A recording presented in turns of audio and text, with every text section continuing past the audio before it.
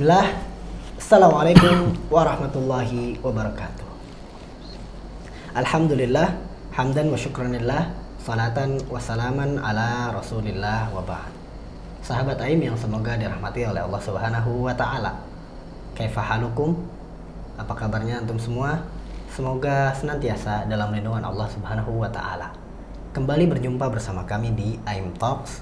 Mari berbincang seputar iman, ilmu, dan kehidupan. Telah hadir bersama kita guru kita Al-Ustadz Abu Hanif Al-Fattada MA Hafizahullah Ta'ala. Ya fahal Ustadz. Alhamdulillah khair ya Ustazuna Fadil Ustadz Arif. Nah, alhamdulillah khair. Masya Allah. Taib. Kita sekarang ingin membahas sesuatu yang terkait dengan hal yang terjadi setelah kita mencari nafkah. Nah, Ustadz, Masya Allah. Setelah kita mencari nafkah, biasanya Allah Subhanahu wa taala titipkan kita berupa harta. Ya, berupa harta yang tentunya harus kita pergunakan dengan baik pastinya sebagai seorang muslim. Nah, harta ini ada yang dititipkan sedikit atau secukupnya, ada yang dititipkan mungkin bagi sebagian orang itu berlebih. Nah, atau bisa kita sebut juga dengan orang yang kaya raya, orang yang Allah Subhanahu wa taala berikan kekayaan, Ustaz. Nah, kita ingin bertanya dulu tentang bagaimana pandangan Islam terhadap seorang muslim yang kaya raya ini. Nah, barakallah. Bismillahirrahmanirrahim. Alhamdulillah, salatu wassalamu ala Rasulillah wa alihi wa sahbihi wasallam. Amma ba'du. Ustadz Arif yang dirahmati Allah Azza wa Jalla dan sahabat Aim dimanapun Anda berada, semoga Allah Ta'ala memberkahi harta, keluarga, dan kehidupan kita semua. Nah, Ustadz, memang ini poin yang paling sering menjadi salah paham ya setiap orang terhadap Islam ya. Ada kesan seolah-olah syariat Islam ini alergi dengan harta. Ya, ada kesan bahwasanya menjadi seorang miskin itu lebih utama dibanding menjadi orang kaya. Ya, memang ada khilaf ulama Ustaz, mana yang paling, dua-duanya ada ibadah. Ya, ketika kita miskin maka ada ibadah tersendiri, yaitu ibadah sabar. Ketika kita kaya ada ibadah yang juga tidak kalah pentingnya Ustaz, ibadah bersyukur. Nah, ada khilaf ulama mana yang lebih utama, miskin bersabar atau kaya bersyukur. Saya pilih mana? Antum pilih mana Ustaz? Saya pilih kaya bersyukur. Ini tabiat Ustaz. Gak ada orang suruh milih mau kaya atau mau miskin. Tabiat manusia. Karena Allah Ta'ala katakan wa tuhibbunal mala hubban jamma. Kalian mencintai harta dengan kecintaan yang amat kuat. Wa innahu lihubbil khairi lasyadid. Manusia itu sangat cinta dengan harta. Ya, dan ini dijadikan tabiat ya. Zuyyina lin-nasi hubbus syahwati minan nisa'i wal banini wal qanatiril muqantara. Qanatiril muqantara, harta yang banyak, minaz zahabi wal fiddah, emas perak, semua orang. Ya, maka ada khilaf Ustaz, kaya atau miskin ya. Kita katakan penjawaban yang wallahu taala alam yang lebih tepat adalah yang lebih bertakwa, kata Ibnu Qayyim rahimahullah. Mana di antara mereka yang lebih bertakwa kepada Allah Azza wa Jalla, mereka yang lebih afdal. Artinya mereka semuanya punya keutamaan. Mereka semua punya keutamaan di sisi Allah karena di dalamnya ada ibadah-ibadah yang sangat agung. Namun memang dua-duanya adalah ujian Ustaz. Kata Allah Azza wa Jalla, "Wa nabluukum bil khairi wasyarri fitnah." Kami uji kalian dengan al-khair. Kata sebagian ahli tafsir, al-khair adalah diantaranya kenikmatan dunia yang bisa kita, bukankah Allah Azza wa Jalla menyebut harta itu dengan al-khair Ustaz? Wa innahu lihubbil khairi lasyadid. Sesungguhnya manusia itu amat sangat mencintai al-khair. Al-khair sini kebaikan. Lawan dari asya. Artinya harta ini kalau dibawa untuk kebaikan, dia akan menjadi kebaikan kepada pemiliknya. Makanya Amr bin As radhiyallahu taala anhu Ustaz, ketika ia dibagikan harta rampasan perang kalau saya tidak salah ya. Lalu Amr bin As sebelumnya dia orang yang sangat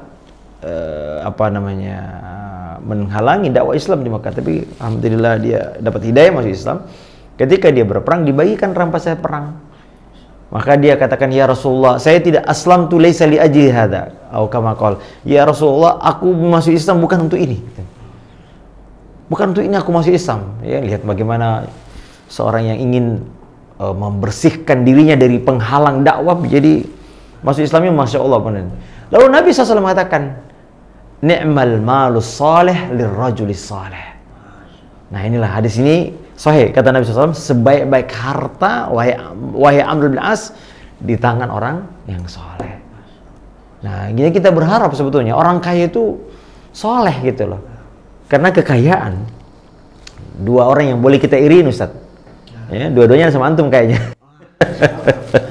Kata Nabi SAW, yaitu ya la hasada illa bisnatain, kata ini tidak boleh iri atau namanya ghiftah ya, kecuali dua perkara, dua orang yang boleh kita iri. Pertama, orang yang Allah Ta'ala berikan kepada dia Al-Quran, suatu arif, Masya Allah ya, dia membacanya, atau dalam riwayat lain dia mengamalkannya, siang dan malam dia membacanya.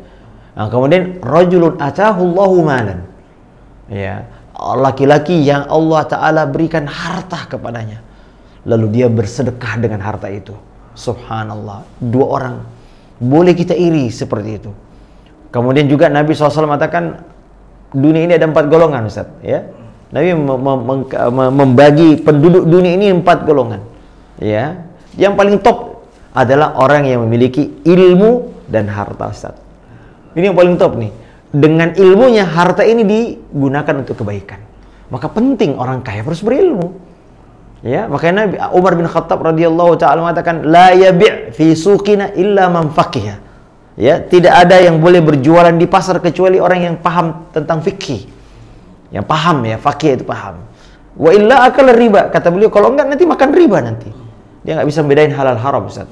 Maka penting ya, apa namanya, satu hadis juga yang luar biasa menurut saya, Ustaz ya.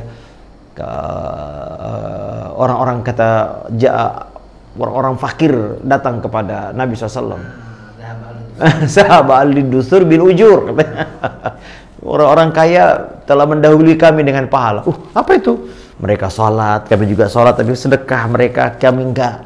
Mereka berjihad, kami juga ikut berjihad, sama-sama beramal. Tapi mereka berjuang dengan hartanya, kami enggak. Mereka berpuasa, kami juga puasa, sama-sama beramal. Tapi mereka memberi iftar, kami enggak. Nah, maka Nabi tersenyum. Kata Nabi SAW, bukankah setiap engkau bertasbih, bertahmid, bertahlil itu sedekah?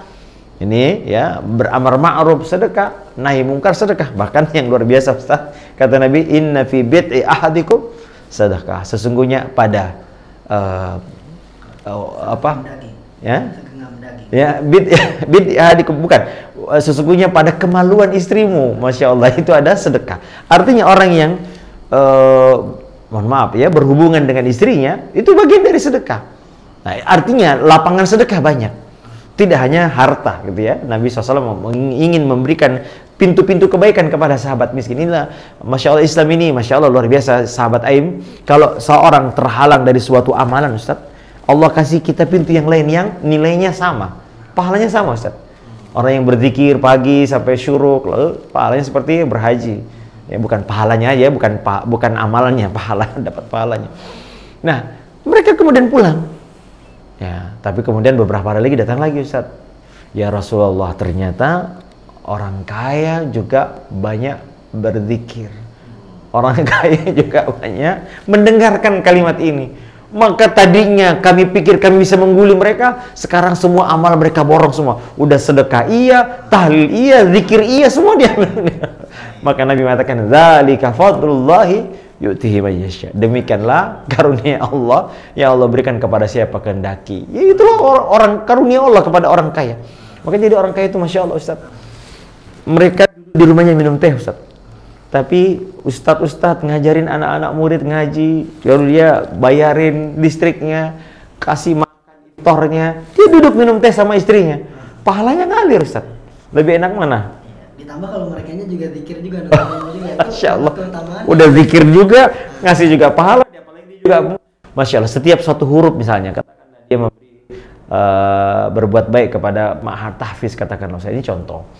Ya, maka setiap anak membaca Quran, ada pahala yang mengalir kepada mereka. Subhanallah, padahal mereka sedang ada di rumahnya, mungkin sedang istirahat, tapi pahalanya mengalir.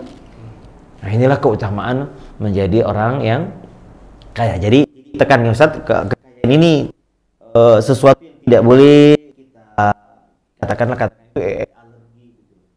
Memang kalau soleh gitu. Ya, maka sesegera kita ingatkan juga kata Nabi sallallahu alaihi wasallam, la tazulu qadama 'abdin yaumal qiyamah hatta yus'ala 'an Tidaklah seorang dibiarkan kakinya bergerak melangkah di hari kiamat kecuali diminta mempertanggungjawabkan 4 perkara. Yang menarik, 1 perkara itu 2 pertanyaan.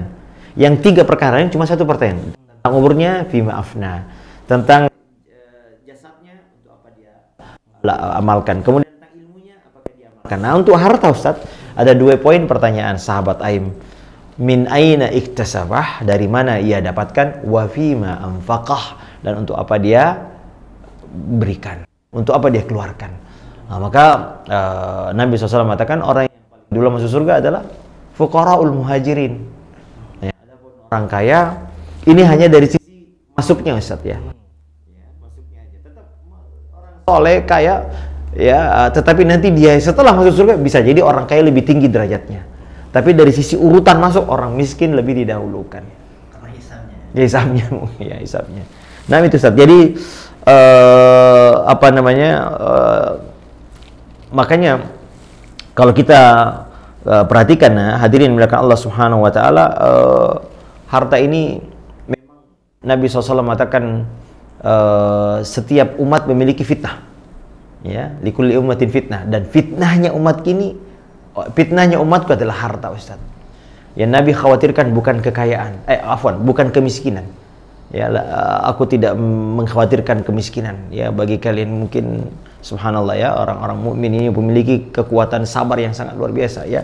Tapi yang aku khawatirkan justru kata Nabi SAW, ketika dunia ini dibuka lebar. Ketika kaum muslimin memiliki akses terhadap dunia.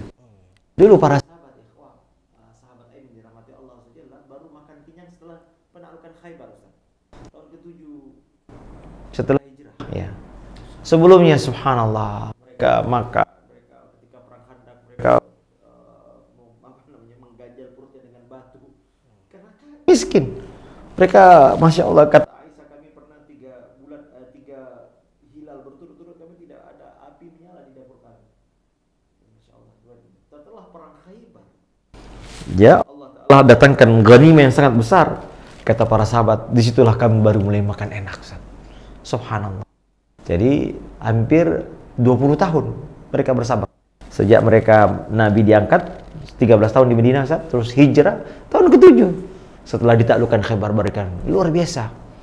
Nah, karenanya Allah ingin memberikan pelajaran kepada kita bahwasanya yang namanya ujian Ustaz bukan hanya kemiskinan, tapi juga kekayaan. Ini bagi sahabat-sahabat Aim yang memiliki kekayaan, ini ujian. Fa ammal insanu idza mabtalahu rabbuhu, apa itu Ustaz? Fa na'amahu ya fa akramahu wa na'ama yaqulu rabbi akram. Nah, ini juga ada kesan kalau kita kaya itu wow. Ya, dimuliakan. Ini mulia. Kalau kemuliaan itu karena harta, lebih mulia dari kita. Kemuliaan itu karena agama. Maka dalam hadis disebutkan ya Allah Ta'ala memberikan dunia kepada siapa yang dia benci dan siapa yang dia cintai. Orang kafir dikasih harta. Seandainya harta itu mulia di sisi Allah Azza wa Jalla, ya, dunia ini kata Nabi SAW, "Lau kanatid dunya ta'dilu ba'udati janah ba'udah." Seandainya dunia ini berharga seperti sayap nyamuk, ya, ma syariba kafiran walau syurbata main. Kata Nabi SAW, tidak akan diberikan air minum orang kafir itu. Tapi ternyata orang kafir menikmati dunia Ustaz. Berarti dunia ini lebih hina dibanding ini. Lalu karena hadirin, jadi tidaklah identik kalau kita kaya, wah. Kan ada orang kalau sudah kaya ini karena Allah cinta. Buktinya kamu rajin sholat nggak pernah dikasih harta. Itu bukan karunia, itu bukan kemuliaan. Kemuliaan adalah ketika kita diberi Allah rahmat, hidayah dan taufik untuk mendekatkan diri kepada Allah Azza wa Jalla. Begitu juga kemiskinan. Tidak identik dengan kehinaan. Wa amma idza mabtalahu faqadara alaihi rizqahu fa yaqulu rabbi ahana. Ya, ternyata fuqara kata Nabi SAW, uritul jannah. Aku diperlihatkan surga Ustaz. Fa ara'aitu aktsaru ahliha al-fuqara. Aku melihat sebagian besar penduduk surga adalah orang-orang miskin. Jadi keduanya adalah ujian Ustaz. Nah, ujiannya orang kaya ini lebih berat memang Ustaz. Ya, maka ujiannya dengan syukur kepada Allah Azza wa Jalla. Saya kira itu Ustaz. Ya. Jadi mau kondisi seorang muslim ini kalau punya dititipkan harta yang banyak, atau dalam artian dia kaya atau dia pun miskin, punya plus minus masing-masing ya. Nah, Ustaz. Punya afdaliyah masing-masing. Dan itu tadi kita harus luruskan juga bahwa kekayaan ini bukan berarti bahwa dia pasti dimuliakan oleh Allah. Nah, Ustaz. Ya, indikasi kemuliaan itu bukan dari kekayaan gitu. Korun paling kaya, Ustaz. Tapi harus diingat juga Ustaz, bahwasanya sebagian sahabat itu juga kaya. Ada al-mubasysyiruna bil jannah, 10 orang sahabat yang diberi kabar gembira dengan surga. Ya ada 4 atau 5 yang diantara mereka adalah kaya. Seperti Utsman bin Affan, Ustaz, Masya Allah. Ya, Nabi SAW mengatakan 2 kali dia membeli surga. Ya, isyaral jannah, subhanallah. Ketika dia membeli bi'ru rumah. Ya, ada sungai sumur yang dia beli ya. Ketika orang-orang datang ke Madinah, Ustaz, orang-orang muhajir itu merasa agak berat. Madinah ini huma ya, ada penyakit panas semuanya luar biasa. Kayaknya kalau kita ke Madinah awal-awal itu masih agak cuacanya. Nah, terus air minumnya mereka bisa minum Zam-Zam. Ya, kemudian ada satu sumur yang ternyata milik seorang Yahudi dan dia jual air. Makanya Nabi SAW, siapa yang membeli bi'ru rumah, maka Allah Ta'ala masukkan surga. Subhanallah. Utsman membelinya untuk kaum muslimin. Ya, dia beli dan dia katakan ini adalah sumur untuk kaum muslimin. Subhanallah. Ya, kemudian ketika dia jahaza jaisul usrah, dia menyiapkan logistik perang Jaisul Usrah, ya, di perang terakhir yang diikuti Nabi, itu perang Tabuk ya Ustaz ya. Perang di zaman pacaklik, perjalanan jauh 1000 kilo, pasukan yang mau dihadapi Romawi, Nabi 300.000 orang Ustaz. Maka perlu logistik. Maka Utsman datang, kalau tidak salah ada 1000 dinar. Kemudian dia menyebut onta dengan pelananya Ustaz. Dan terus ya sampai Nabi SAW mengatakan Utsman telah membeli surga dengan ini.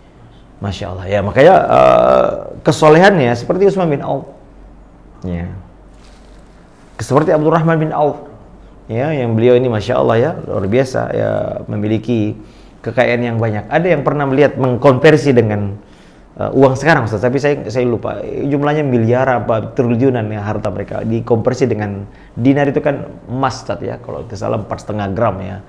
Kalau 1000 dinar saja itu kali luar biasa, itu kira-kira kurang lebih 4 kilo emas murni Ustaz. Itu berapa miliar itu? Nah, luar biasa. Belum lagi onta dengan pelananya ya, disiapkan. Ini semua makanya orang yang soleh Ustaz.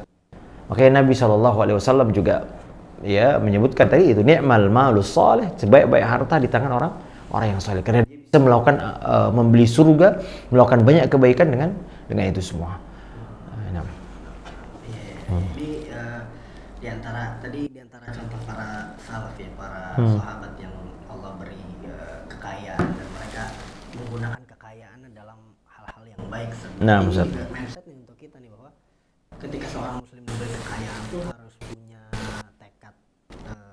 tekad berbagi ya, tekad mengalirkan apa yang kekayaan itu kan kayak sebuah power ya, kayak sebuah kekuatan yang ketika dia digunakan dalam langkah kebaikan, misalnya tadi membelikan sumur untuk kaum muslimin, yang mana ini nanti jadi jariah juga kan, yang mana keutamaannya luar biasa gitu, yang mungkin itu tidak bisa dilakukan oleh orang yang tidak Allah beri harta yang berlebih juga gitu, atau kemampuan untuk berbagi itu.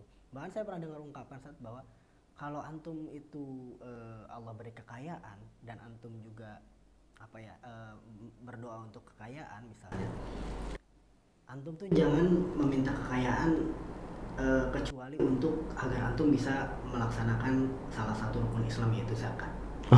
Gitu. Jadi kayak atau haji. Atau haji gitu. Karena antum kalau zakat ya nggak mungkin nggak mungkin antum bisa menunaikan zakat kecuali ada uangnya. Gitu. Betul. Nah, dan banyak dari kaum muslimin, jadi kayak antum harus berazam antum tuh suatu hari antum yang memberi zakat kepada orang. Gitu. Dan itu melalui jalur kita diberikan kekayaan Allah Subhanahu wa Ta'ala. Nah, bagaimana sebetulnya para salaf ini mengatur dan memanfaatkan atau menggunakan kekayaan kepada mereka? Mungkin ada sedikit contoh. Nah Ustaz, yang pertama tentu hal yang sangat nampak dari para salaf dengan kekayaan Ustaz, bahwasanya mereka tidak menjadikan itu sebagai sarana untuk bermaksiat kepada Allah, atau boleh kita katakan itu hanya perkara yang sifatnya sementara. Ya, karena memang mereka dididik untuk menganggap bahwasanya ini mataun qalil, ini kesenangan sementara. Nah, itulah visinya orang mukmin ketika kaya Ustaz. Kekayaan ini adalah kan hilang. Ya, maka kita dapati mereka gemar bersedekah. Ya, makanya Nabi SAW datang Aisyah radhiyallahu taala anha, ini lihat cara Nabi SAW mengajarkan kepada sahabat tentang kekayaan. Nabi potong kambing, lalu Nabi katakan, wahai Aisyah. Setelah Aisyah datang, dia membawa pundak kambing itu. Lalu Nabi mengatakan, ma baqiya minha. Apa yang tersisa wahai Aisyah? Ma baqiya minha illa kathir. Tidak ada tersisa kecuali pundaknya. Kata Nabi SAW, bal, justru semuanya tersisa kecuali pundaknya. Sebenarnya Nabi ingin merubah mindset kita. Bahwasanya yang kita bagikan itu yang disisakan di akhirat. Makanya Nabi SAW mengatakan, ulul abdu mali mali mali. Ya, semua mengatakan hartaku hartaku hartaku. Wa ma lahu min mali illa min salat. Artinya tidak ada kecuali apa yang dia makan lalu jadi kotoran. Itu yang kita makan aja yang jadi milik kita, Ustaz. Apa yang kita pakai lalu usang, dan apa yang kita sedekahkan itu yang akan kita simpan di hari kiamat. Makanya rubah mindset kita bahwasanya apa yang kita, makanya tadi Nabi SAW mengatakan yang ditanya di hari kiamat, fima anfaqah, untuk apa dia keluarkan. Karena itu kalau kita lihat ya, yang nampak dari para salafus saleh, mereka menjadikan harta ini bukan hanya sebuah sarana. Jadi bukan untuk kalau kita kan hari ini masya Allah kalau sudah punya harta dikumpulkan kayaknya sedih kalau kita hilang. Ya ini mereka ini milik, ini titipan. Nah ini baru saya ketemu kalimat ini titipan Allah Azza Jalla. Ya bahkan mereka sangat takut ikan dihisap. Rasulullah SAW pernah selesai salat, Ustaz. Kemudian beliau sallallahu alaihi wasallam segera beranjak dari tempat salat lalu kembali lagi, kata para sahabat, apa ya Rasul? Saya teringat ada beberapa gram emas yang belum sempat saya bagikan. Ya, mereka sangat takut ya. Ya, mereka sangat takut bahwasanya ini hisapnya sangat berat. Ya, mereka sangat takut kalau nanti Allah Azza wa Jalla akan menghisap dan kita tidak akan bisa mempertanggungjawabkan. Karena hisapnya ada dua, Ustaz. Pertama, dari mana kau dapatkan? Ya. Kemudian yang kedua adalah bagaimana engkau mentasarrufnya, itu bermuamalah dengan harta itu. Nah, Ustaz. Oleh karenanya Ustaz ada sedikit satu bahwasanya orang yang tidak bisa menggunakan harta mereka dengan benar ya disebut oleh Allah as-sufaha. Ya, wala tutus sufahaa amwalakum. Kata Allah Azza Jalla, janganlah engkau ya memberikan hartamu kepada orang-orang bodoh. Ya, disebut mereka bodoh karena orang yang tidak bisa menggunakan hartanya dengan benar. Ya, mereka israf, mereka kalau kita lihat Masya Allah kalau orang kaya ini kadang-kadang berlebih-lebihan dalam menggunakan harta. Israf itu ya, kata para ulama adalah menggunakan harta melewati kebutuhan yang dia hanya butuh sepatu 2-3 ya, tapi dia beli banyak. Dia butuh mobil 1 saja atau 2 saja secukupnya, tapi dia beli banyak. Nah ini juga akan dipertemukan. Jangan katakan, wahai sahabat, ini kan hartaku, harta saya, terserah saya dong. Kita katakan itu harta Allah Azza wa Jalla yang Allah titipkan, lalu Allah Ta'ala akan minta pertanggungjawaban untuk apa kita gunakan. Pertanyaan pertama saya, dari mana? Ini cukup berat Ustaz hari ini. Kata Nabi SAW, sayati al-nasi zamanun la yubalin nas min aina akhadhal mal am min halalin am min haramin. Akan datang suatu masa, kata Nabi SAW, orang nggak peduli dari mana hartanya dia dapat, halal atau haram. Kita dapati sekarang ini Ustaz, orang berlomba-lomba cari harta, orang nggak peduli ya dari mana dia dapat hartanya, apakah dengan halal haram. Makanya itu penting sekali sahabat yang dirahmati Allah, kita ingin mencari harta butuh ilmu. Pertama ilmu akidah Ustaz, ilmu bahwasanya kita ini ketahui ilmu tentang, makanya Allah Ta'ala sebutkan dalam Al-Quran orang yang curang Ustaz, wailul lil mutaffifin, celakalah orang yang curang, alladzina idza iktalu 'alan nasi yastawfun, curang dalam timbangan ya, wa idza kalu aw wazanu yukhsirun ya. Allah Ta'ala sebutkan dengan akidah, ala yazunnu ulaika annahum mab'utsun, apakah mereka tidak yakin mereka akan dibangkitkan di hari kiamat? Ya, Masya Allah. Jadi akidah harus kuat. Ya, akidah kita harus kuat. Kemudian tentu ya, jangan sampai kita mau jadi bisnismen, pengusaha, tapi kita nggak punya akidah. Apa yang terjadi Ustaz? Kalau punya bisnis besar, kemudian ada sedikit masalah, lari ke dukun, klinik, atau hal-hal yang meminta pertolongan, tolak bala, ya, melakukan ritual-ritual yang, karena rezeki ini milik Allah Azza wa Jalla. Ar-Razzaq itu adalah Allah Azza wa Jalla, dia yang bagi rezeki kita. Nah kalau orang nggak kuat akidahnya Ustaz, masuk dalam dunia bisnis, maka larinya dipalingkan kepada kesyirikan, Ustaz. Makanya di negeri kita ini ada istilah pesugihan, Ustaz. Ada orang kalau mau kaya harus ada ritual ini, kena begitu. Orang nggak punya akidah masuk ke bisnis begini, mempertahankan perusahaannya, dia harus punya dukun, dia ada ritual ini. Ini enggak boleh. Ya, jangankan itu, Ustaz. Jualan di pinggir jalan mereka ada ritual ini. Katanya kalau orang laris, wah ini pakai dukun, pakai penglaris. Coba tuh kalau orang, ada beberapa kali saya lihat orang kalau jualan, terus pembeli pertama dipukul-pukulin tuh penglaris. Ya, seolah-olah dia menjadikan sebab larisnya itu ini. Sebab larisnya kita dari Allah Subhanahu wa taala. Maka penting sekali para pengusaha, bisnismen, siapapun yang kita sedang berusaha mencari rezeki Allah Azza wa Jalla, sahabat akidah harus kita isi dulu. Ini kalau enggak kita akan, ya akidah bahwasanya di akhirat, di antara bentuk akidah kita adalah kita akan bertanggung jawab di hari kiamat, Ustaz. Semua ini harta kita ini akan menjadi harta kita. Makanya Nabi SAW mengatakan as-sadaqatu burhanun. Sedekah itu bukti, Ustaz. Bukti apa? Bukti keimanan kita. Keimanan kita kepada apa? Kepada Allah Azza wa Jalla, bahwa dialah Allah. Wa ma anfaqtum min syai'in fa huwa yukhlifuh. Apa yang kau sedekahkan, maka dia akan menggantinya. Makanya sahabat nggak ada yang takut miskin, Ustaz, ketika punya harta. Ya, Abu Bakar datang mensedekahkan hartanya. Umar datang radhiyallahu taala anhum menyedekahkan setengah hartanya. Mereka nggak takut miskin. Karena mereka tahu bahwasanya kekayaan ini adalah titipan Allah Azza wa Jalla. Itu yang penting, Ustaz. Kemudian yang kedua, ini orang kaya ini harus butuh fikih jual beli, Ustaz. Ya, belajar fikih, belajar muamalah. Bagaimana membedakan transaksi yang dibolehkan dan transaksi yang dilarang. Terutama yang dilarang, ya, karena dalam ibadah, dalam muamalah semua boleh kecuali yang dilarang, kan. Nah, yang dilarang ini penting kita tahu mana apa itu maisir, apa itu riba, apa itu gharar. Semua ini harus kita tahu sehingga cara mendapatkannya itu sesuai dengan apa yang disyaratkan Allah Subhanahu wa taala. Nah, Ustaz. Intinya kekayaan itu ya kita harus sadar dulu bahwa itu titipan. Nah. Dan itu bukan tujuan melainkan wasilah. Nah, jadi Ustaz. bukan tujuannya kekayaan, tapi kekayaan itu wasilah. Nah. Kita bisa jadi lebih taat, ya, menjalankan kebaikan jadi lebih mudah misalnya. Nah.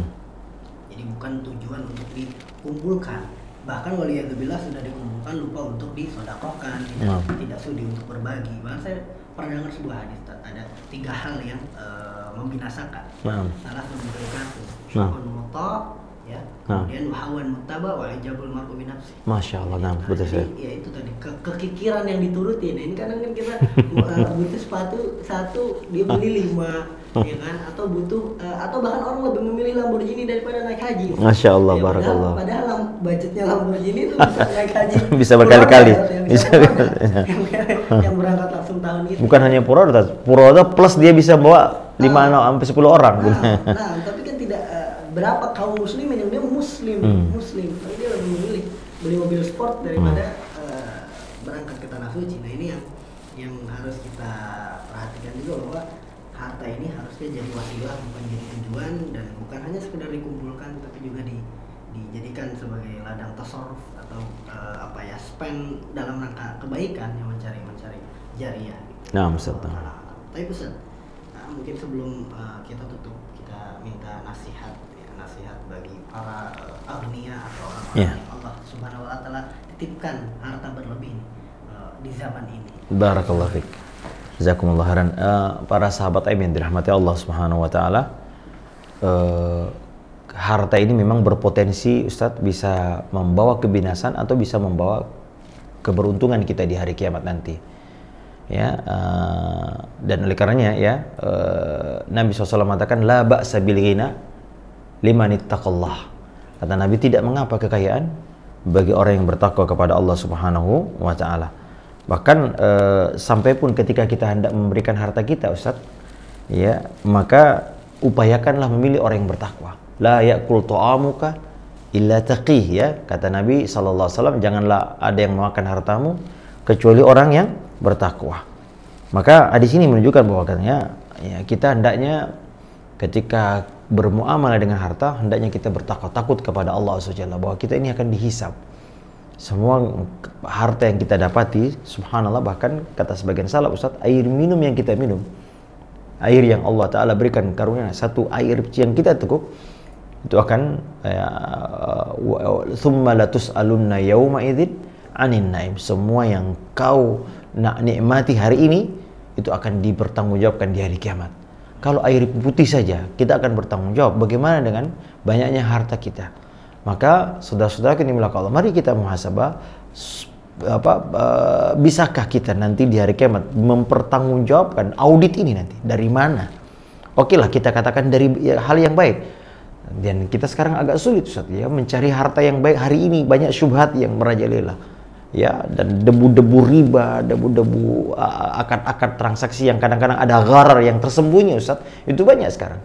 Katakanlah sekarang pinjaman ini, pinjaman itu, transaksi itu banyak yang mengandung gharar yang diharamkan oleh Allah Subhanahu. Kemudian kalaulah kita selamat dari pertanyaan dari mananya, yang tidak selamat Ustaz, bagaimana kita mentasarruf ayat ini?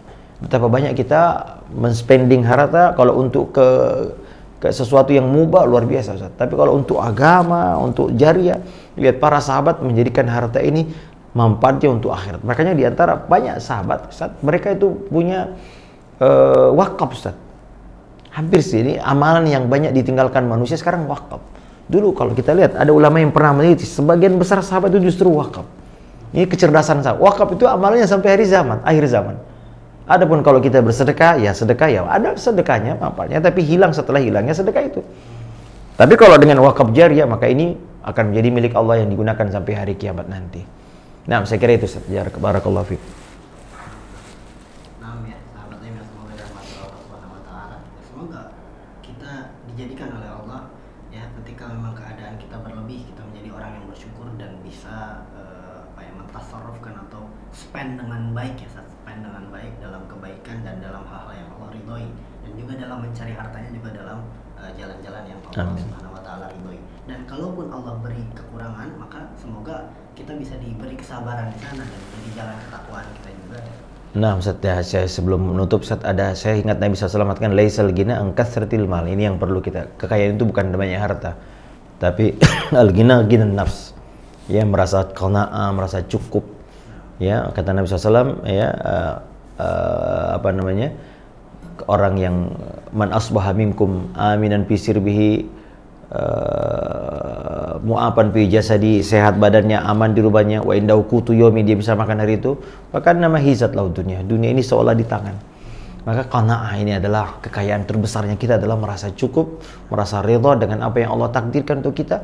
Dan ini kekayaan. Kata Imam Syafi'i rahimahullah, kalau engkau memiliki hati yang penuh dengan qanaah, maka engkau dengan raja tidak ada bedanya. Kita ini raja dunia kalau sudah memiliki qanaah di hati kita, dan itulah kekayaan terbesar seorang mukmin.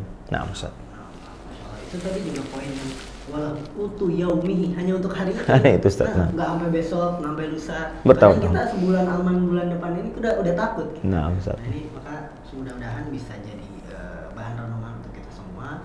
Ya, kita harus punya sifat qanaah, baik yang dititipkan banyak ataupun yang mungkin merasa itu sedikit. Ya, semoga Allah Subhanahu wa taala menjadikan kita hamba-hambanya yang senantiasa bersyukur dan terus beramal saleh. Jazakumullah khairan. Wa iyyakum jazakumullah khairan. Kali ini alhamdulillah kita cukupkan bincang-bincang kita sampai di sini. Sahabat Taib, jangan lupa untuk mendukung channel kita dengan mensubscribe di YouTube Mahat Abdullah bin Mas'ud, kemudian follow kami di Instagram di mahat_aib. Taib, jazakumullahu khairan katsiran sudah menyimak perbincangan kali ini. Barakallahu fikum. Barakallahu lana. Subhanallah. Wassalamualaikum warahmatullahi wabarakatuh.